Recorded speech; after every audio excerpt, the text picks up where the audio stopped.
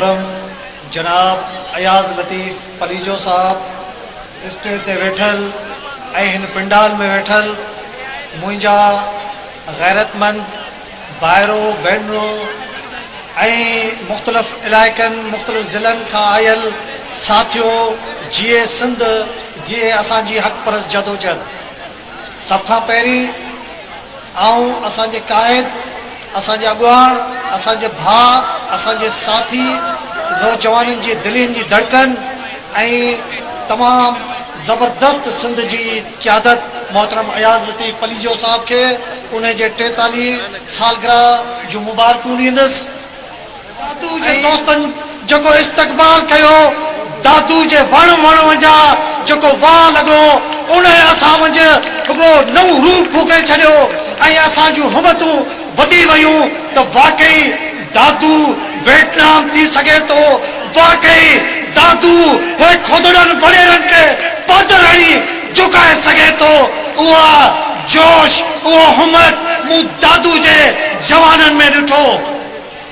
दोस्तो तव्हां मंझि जेका छिड़ विछड़ आयो, तव्हां जेके अलॻि अलॻि आयो, अॼु हिते अहद करियो त हाणे असां जेका दुश्मन की साजिश है त सिंधी मानू छिड़ विछड़ हुजन, सिंधी मानू अलग अलग हुजन, सिंधी मानू हिकड़े एके में हिकड़ी मजबूत इनकलाबी तंजीम वह तंजीम जेका कायद मोहतरम रसूल बख्श पलीजे जी ठायल हुजे जैके दुनिया मने थी उन तंजीम में हे मानू शामिल न थिन। छो त जड़े तवा उन तंजीम में जैनी शामिल थिया त यकीनन हिनन जो मौत होंदो। हे पंहिंजो मौत ॾिसियो वेठा आहिनि, इन करे हे मुख़्तलिफ़ साज़िशूं कंदा, तव्हांखे गॾु न ॾींदा। पर अॼु हिन अहिड़े ख़ूबसूरत मौक़े ते तव्हां सभई हथ मथे खणी अहद करियो त असां अवामी तहरीक में शामिल आहियूं, अवामी तहरीक जा हथ मज़बूत कंदासीं, अवामी तहरीक जो झंडो घर घर ते लहरांदासीं हिन दुश्मनन के ॿुधाईंदासीं त तव्हांजो वक़्त ॾिणजी चुको आहे, शिकस्त तव्हांजी मुक़द्दर बणिजी चुकी आहे। हाणे वञो, वापस वञो उन जे लाइ तव्हांजे लाइ इम्तिहान जो वक़्त अचे पियो। उहो कहिड़ो? वरी न चइजो त अवामी तहरीक वारनि असांखे सुजाग न कयो।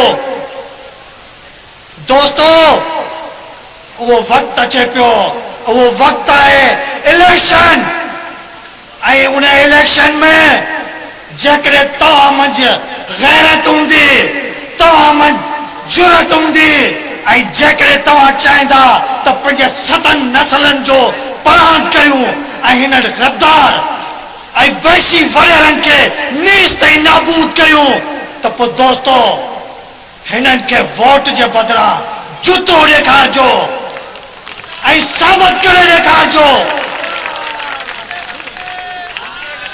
साबित करे ॾेखारिजो त असां सिंध जा हिलाली गैरतमंद आहियूं।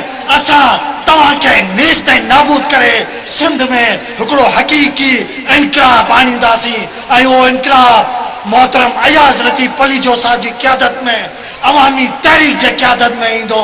वो इनकलाब हूंदो अवामी क़ौमी जमहूरी इनकलाब वो इनकलाब अचे पियो। वो तॾहिं ईंदो जॾहिं तव्हां संदरा ॿधंदा, तव्हां हुमतूं कंदा, फ़क़ति ॻाल्हियूं न, फ़क़ति ख़बरूं न, पर हाणे मैदान करणो आहे, पंहिंजो वक़्त ज़ाय न करणो आहे। दोस्तो इन वाइदे सां हाणे पंहिंजी जॻह वठंदुसि। तव्हां वाइदो करियो था इनकलाब आणींदा, गद्दारनि खे वापसि घर मोकिलींदा? महिरबानी।